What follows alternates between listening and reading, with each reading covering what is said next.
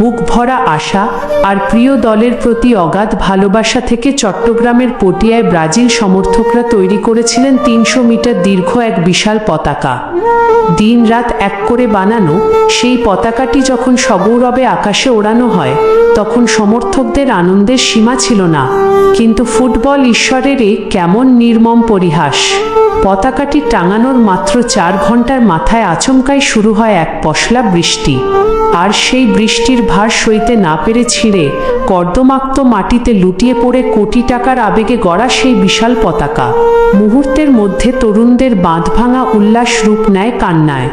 বৃষ্টির পানির সাথে মিশে একাকার হয়ে যায় পটিয়ার ব্রাজিল ভক্তদের চোখের জল।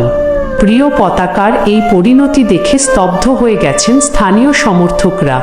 প্রকৃতির এক ঝটকায় মাত্র ৪ ঘন্টাতেই এভাবে স্বপ্নের অপমৃত্যু ঘটবে তা যেন কিছুতেই মেনে নিতে পারছেন না কেউ।